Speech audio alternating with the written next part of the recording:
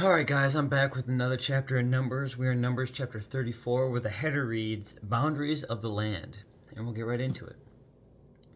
Then the Lord said to Moses, Give these instructions to the Israelites.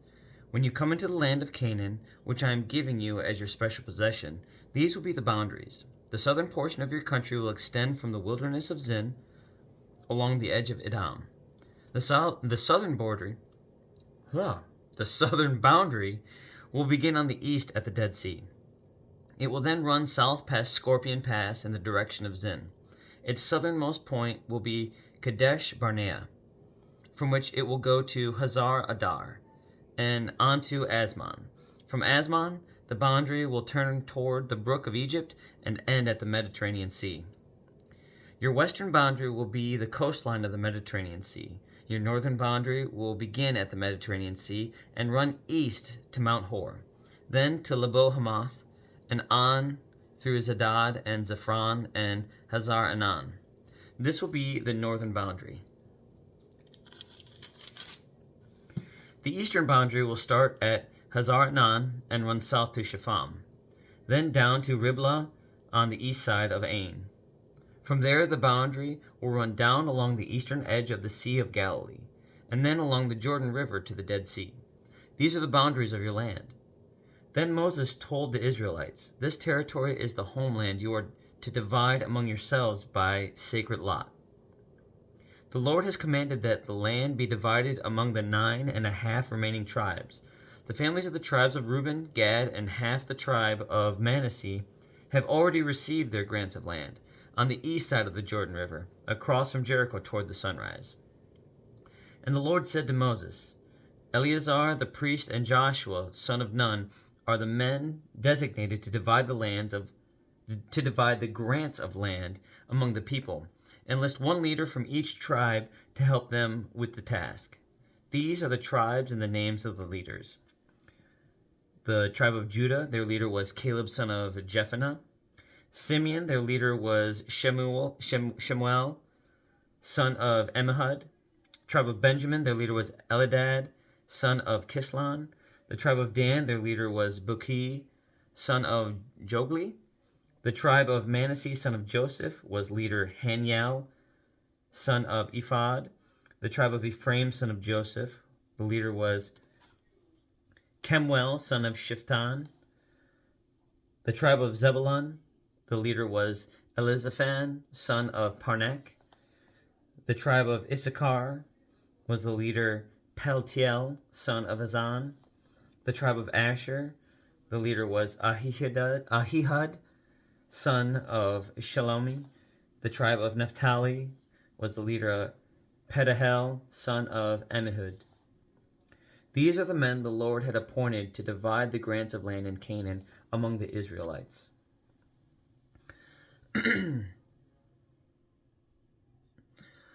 That's the end of that chapter, and what I think is just really interesting is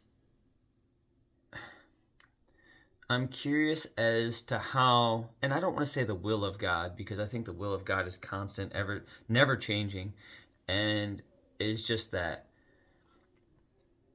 when the 2.5 tribes requested their land before they went to go fight in the land that was to be the remainder of the tribe's area, and it was basically the deal that was brokered in the last chapter.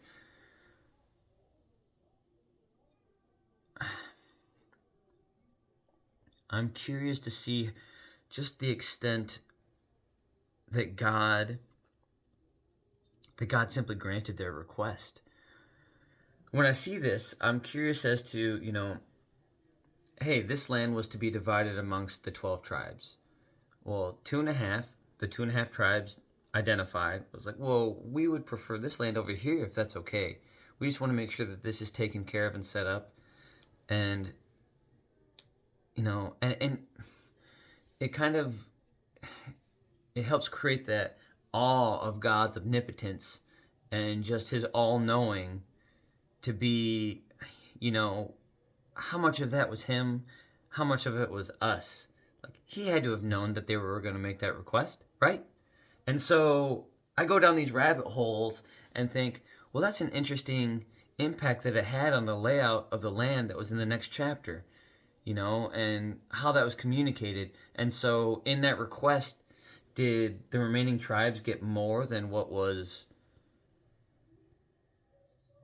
already going to be theirs? So in them accepting something that was apart from the rest, and not significantly apart, it was just simply an extension of their border that they had really claimed through victories.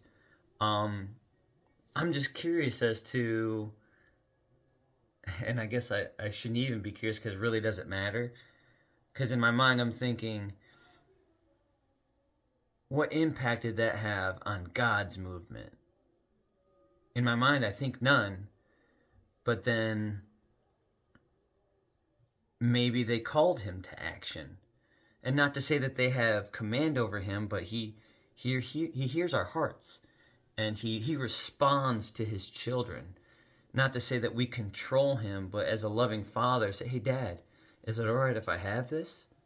And so, I don't know, that's just a little reflection that I have on there. And I just think that, God promises these things and say, hey, if you are going to be men of your word and follow through in this capacity, then absolutely that's yours. And so I just think that that's interesting. How much of that simple request changed what just transpired in these 2 chapters based on how land was granted and the specific lots that were granted. And so that's just one of those things that helps me appreciate, in my own mind anyway, that how awesome God is, and really just how finite we are. And he allows our influence. And he uses us. I think that it's all for his glory, and that's exactly why. He's like, go ahead, let him know that I sent you. And all these things, I know you're going to do them. I know you're not going to do what you're not going to do. But regardless, I'm going to be glorified because you're an extension of me. As long as you do the right thing, that's exactly what that is. And so I think that's just one of those little nuanced things that if you read between the lines, I don't know, there's a lot to be said as far as they simply asked for it and it was theirs. Maybe it's just that simple. But on that note, have a good night. God bless. I love you. Jesus loves you. And I'll be back for chapter 35 tomorrow of Numbers, where the header reads, towns for the Levites.